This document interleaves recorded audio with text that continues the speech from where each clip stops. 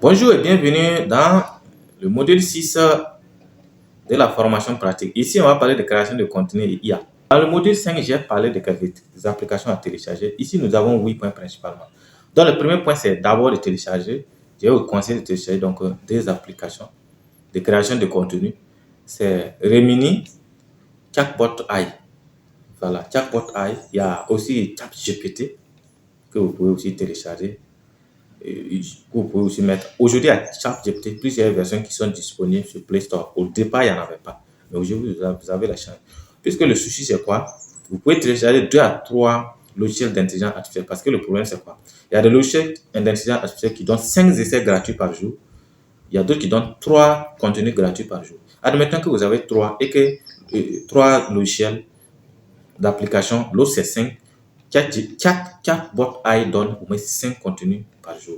Si vous avez 3 autres qui donnent 3, ça fait déjà 6 contenus. Donc, 11 contenus par jour. Je ne pense pas qu'au départ, vous allez créer plus de 11 contenus par jour.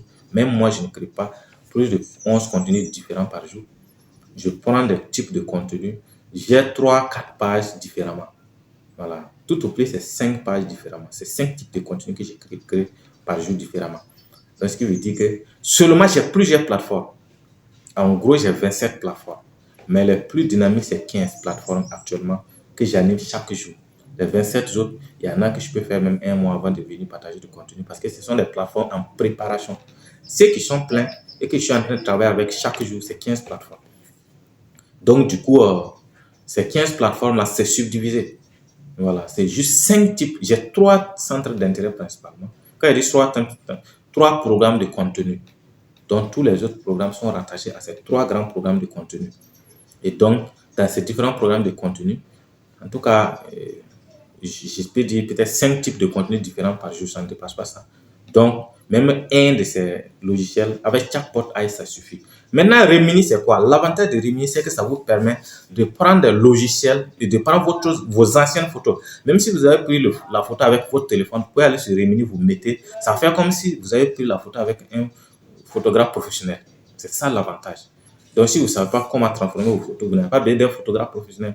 Prenez simplement avec votre truc. Donc, c'est aussi différent de Photolab. Hein. Les Photolab, ça transforme complètement, on dirait que ce n'est pas vous. Mais ça rend la photo neuve, comme si, même si c'est une ancienne photo, ça fait comme si la photo était nouvelle. C'est ça l'avantage de Remini. C'est pourquoi je vous ai conseillé ces 2 logiciels. Voilà, donc, ce que je vais voir s'il faut mettre le lien pour que vous puissiez vraiment en bénéficier.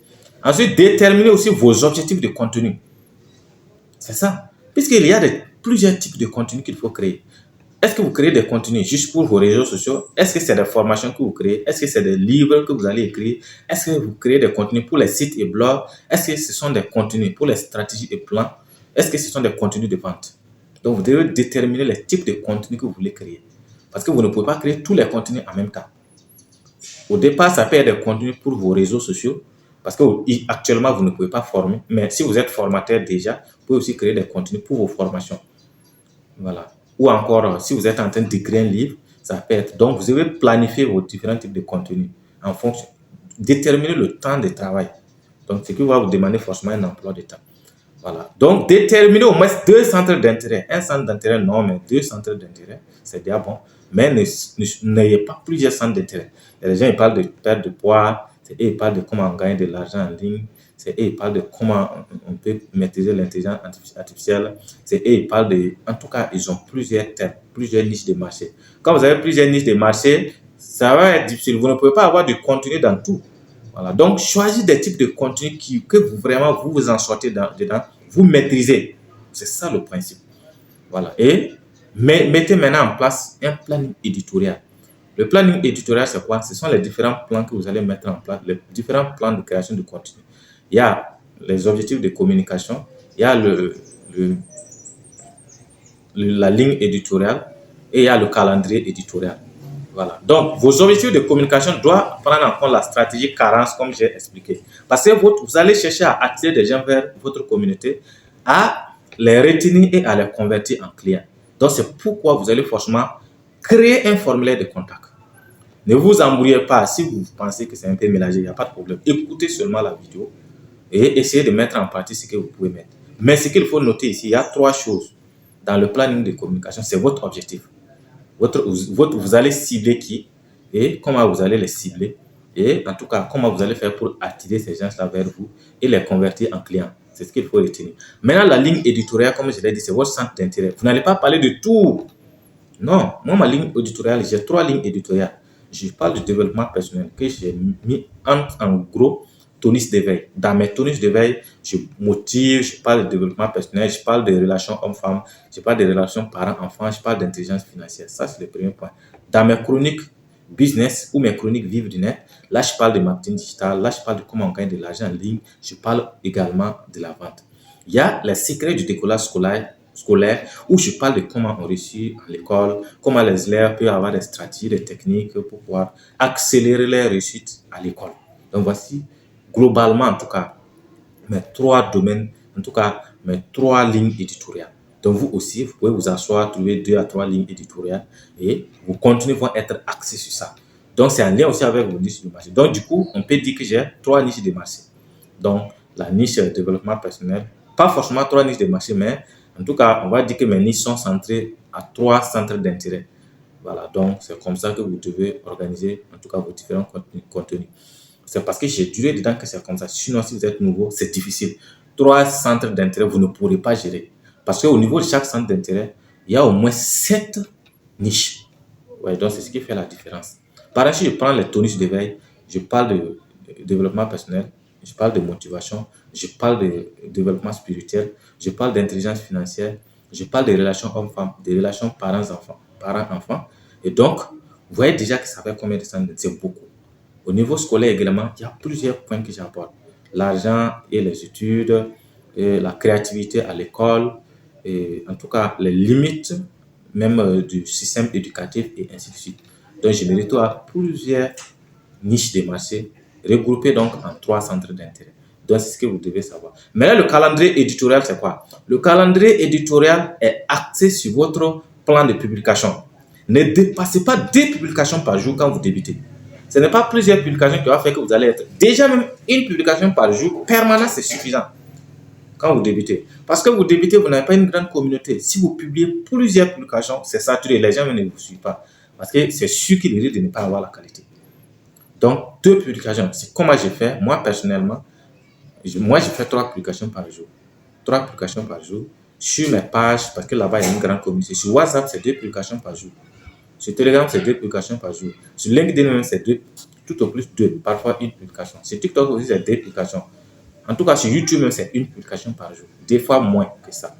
Donc, vous ne devez pas vouloir publier assez. Beaucoup de contenu, ça ne sert à rien. Mettez l'accent sur la qualité. Voilà. Donc, c'est ça le calendrier éditorial. C'est le nombre de publications que vous allez faire par jour. Donc, vous pouvez dire lundi matin, je publie à 7h. Entre 7h et 8h, je fais une publication. Et après-midi aussi, je fais une publication. Voilà. Maintenant, si j'ai une publication de vente, mardi, je fais une publication de valeur. Le soir, je fais une publication de vente. Mercredi, je fais une publication de valeur. Le soir, je fais une publication pour montrer mon expertise. Ainsi de suite. Donc, j'aurai un support dans les bonus. Le support là, je vais vous montrer comment est-ce qu'on planifie un calendrier de publication ou bien un calendrier éditorial. Si vous attendez, c'est les journalistes qui aiment prononcer ces termes. Il n'y a rien de compliqué dans ça. C'est ça. C'est le nombre de publications qu'ils font par jour. Là. Donc, une fois que vous avez déterminé, mis en place votre planning éditorial, maintenant, vous devez choisir le format et le canal en fonction de l'objectif que vous visez. Votre contenu cible qui? Vous ciblez quel type de personne? Et votre cible se trouve sur quel réseau social?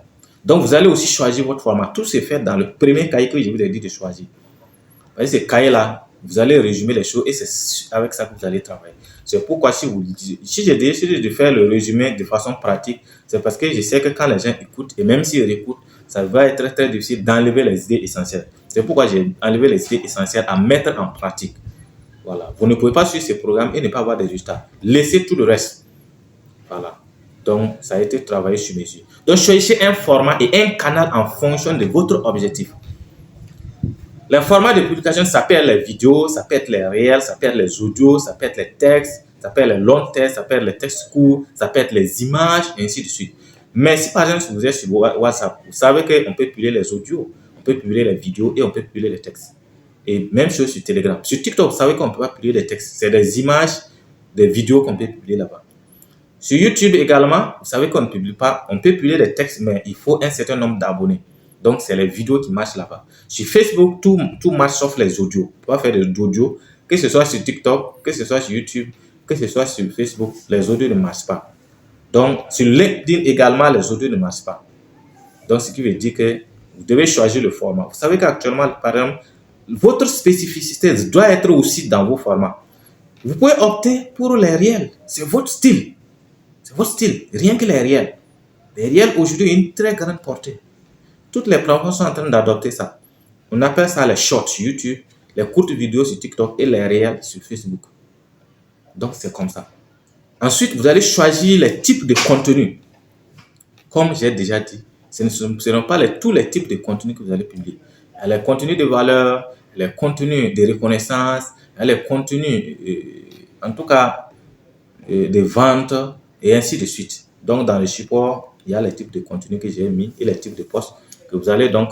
Vous pouvez aussi utiliser les événements marquants. Ce sont les types de contenus. On n'a pas toujours dit de publier des contenus de valeur. Par exemple, aujourd'hui, c'est la fête.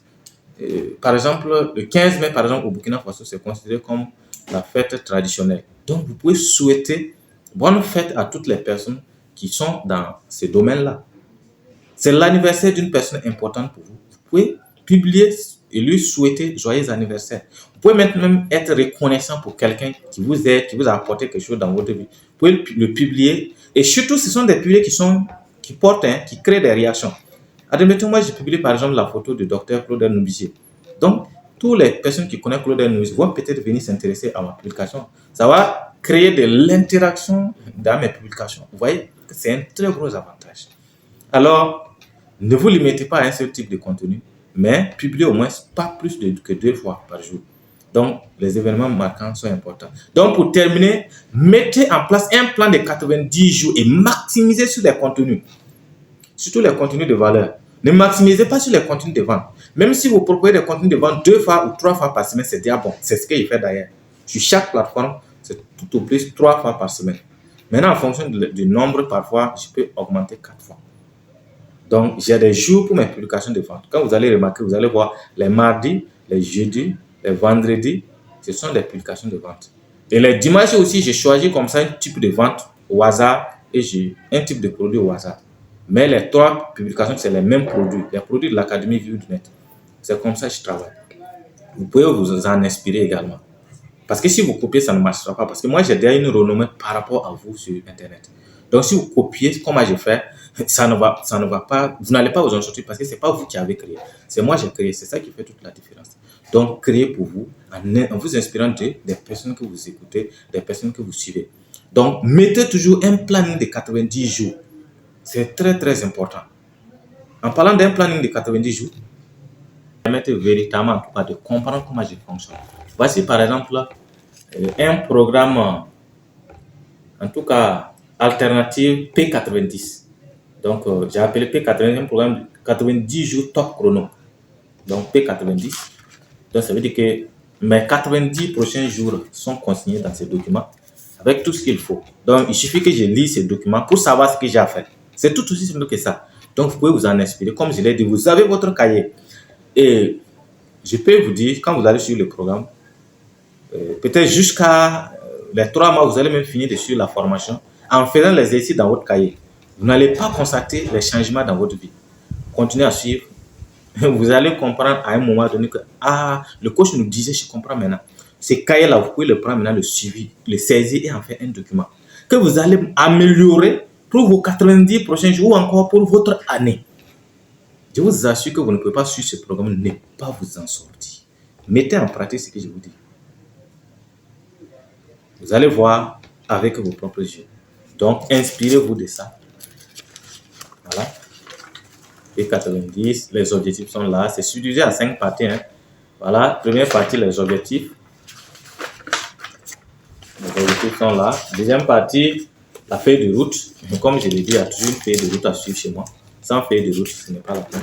Ensuite, troisième partie, le plan d'action du programme P90. C'est que les actions qu'il faut poser pendant les 90 prochains jours. Et ensuite, En quatrième partie, il y a les piliers. Les piliers là, c'est ce qui me motive, ce qui me donne l'envie, ce qui me donne la volonté d'avancer. C'est ça les piliers. Donc pour réussir, vous avez forcément besoin de piliers. Et le cinquième point, je travaille toujours à l'épreuve, c'est mes devoirs quotidiens du programme. Qu'est-ce que tous les jours je dois faire? Voilà. Donc chaque matin au réveil, voici ce que je dois faire. Chaque soir, voici ce que je dois faire. Et ainsi de suite, et ainsi de suite. Voilà, c'est tout aussi simple que ça. Donc les amis, et je vous donne les choses, les moyens pour lesquels il faut vous en inspirer. Donc, au lieu du cahier dont je vous parlais, ce ne sera plus le cahier, même si je fais des entretiens là-bas, mais j'ai déjà tout conseillé ici. Depuis le jour que j'ai fait une des vidéos de la formation, et le module pratique, après les quelques jours que j'ai pris pour monter ces modules pratiques-là, j'ai fini ce programme de 90 jours. Voilà donc que je vous le présente. Donc, peut-être à notre rencontre, je vais peut-être amener. Peut-être ça va être une autre version. Ça va être une autre version. Ça, c'est sûr.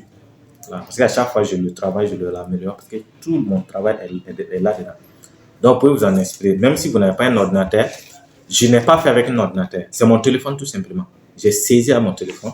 Voilà. J'ai un des téléphones, c'est Techno. C'est tout aussi simple que ça. Il suffit tout simplement de télécharger Word, c'est gratuit, vous l'installez. Vous saisissez votre truc avec ça.